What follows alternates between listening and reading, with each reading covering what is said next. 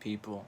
As we know, things are amping up here at home in the States and worldwide. We're only 2.5 months into the year, and I've quite possibly seen more worldwide chaos than I have seen in my entire lifespan. Not to mention the very, very strange events that are happening all about that I've never seen, period. Now, we were told long ago of these said events that are taking place. And ye shall hear of wars, and rumors of wars. See that ye be not troubled, for all these things must come to pass, but the end is not yet. For nation shall rise against nation, and kingdom against kingdom, and there shall be famines and pestilences and earthquakes in diverse places. All these are the beginning of sorrows. And then shall many be offended, and shall betray one another, and shall hate one another. And many false prophets shall rise, and shall deceive many. For men shall be lovers of their own selves, covetous, boasters, proud, blasphemers, disobedient to parents, unthankful, unholy, without natural affection, truce breakers, false accusers, incontinent, fierce, despisers of those that are good, traitors, heady, high-minded, lovers of pleasure more than lovers of God. These passages mirror our current times. They are the spitting image of them. Now, does this mean that the world is about to end? Now, this is not the end. It is not even the beginning of the end, but it is perhaps the end of the beginning, as Winston Churchill once stated. Now, in the past few videos, we've been speaking on a few different subjects, but they always seem to keep coming back to Rome, Italy, and the Middle East. Well, let's speak on the Middle East. Israel is attacking Syria. Damascus is their main target as of right now. They are carrying out the beginning stages of expanding their borders and reclaiming of lost land. Tensions with Iran are on the fringe, building up day by day. Donald Trump's Peace to Prosperity, a vision to improve the lives of the Palestinian and Israeli people, his dedication to this, and the number of other things he's done should show you how closely he is aligned with Israel.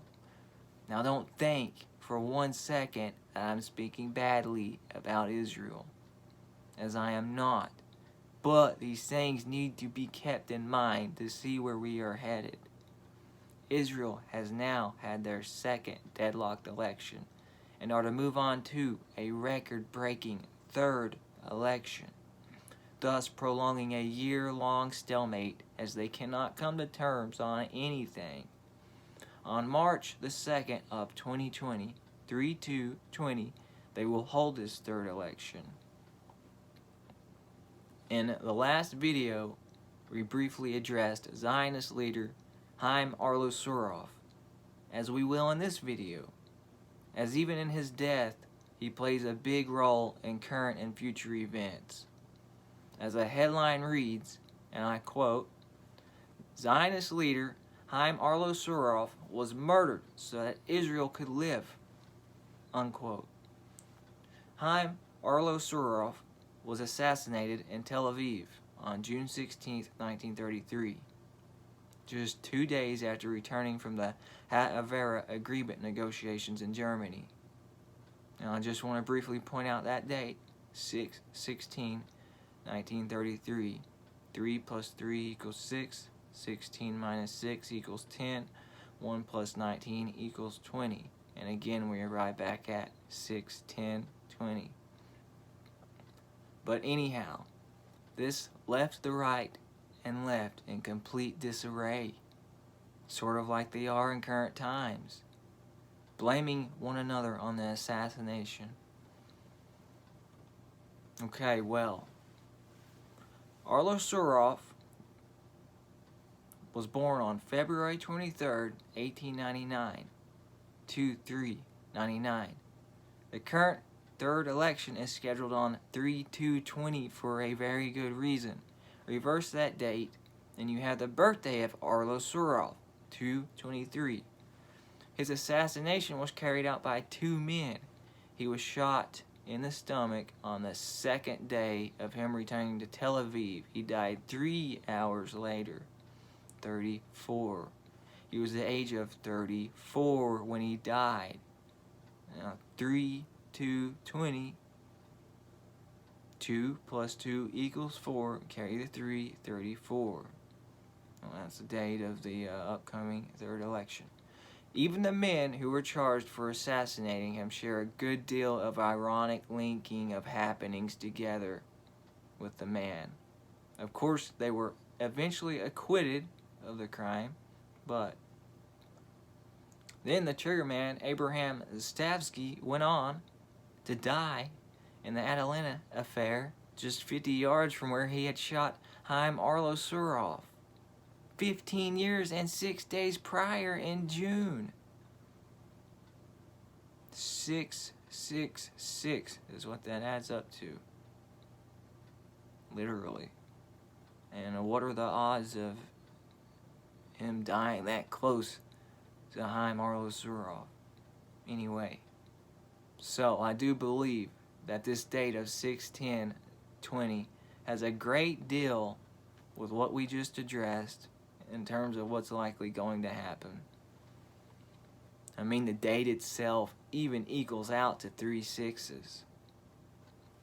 Now, this new James Bond film that's coming out under the title of No Time to Die, which is a very interesting name, will have its world premiere in London on March 31st, 2020, 3/31/20, 3/3/3, 3 6s, at the Royal Albert Hall, followed by a theatrical release in the United Kingdom on April 2nd, 2020, 4/2/2020, 6, and in the US on April 10th, 2020, 4/10/2020.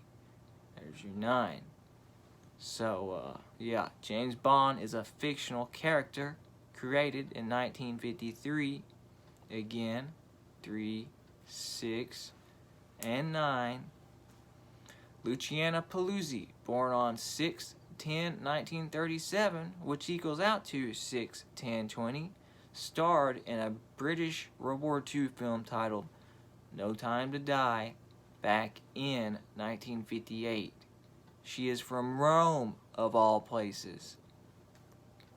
She also has a son named Christian Halsey Solomon.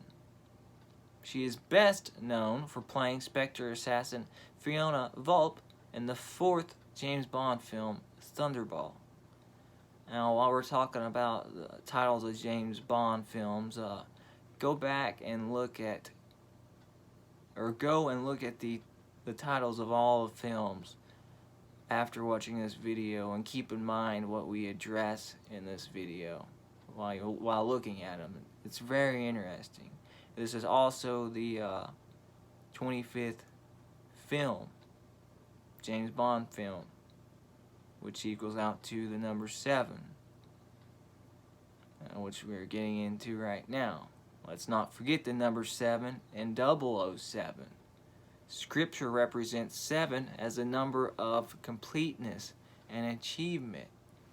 So come June 10th, 2020, 6/10/2020, which you also can derive the number 7 from, does this mean that what they've been working for will be done? A new world order? Is this event of completeness and achievement going to resemble what happened back in the day to Haim Arlo Surov? Perhaps JFK deja vu? Is Israel going to get their false messiah? Let's also not forget the possibility of a series of events to unfold on the release dates of this new James Bond film, leading up to and to help fulfill whatever is going to happen on 6/10/2020. As the release dates are all paradoxes that also lead up to 6/10/2020, while having the 3, 6, and 9 numbers attached to them as well.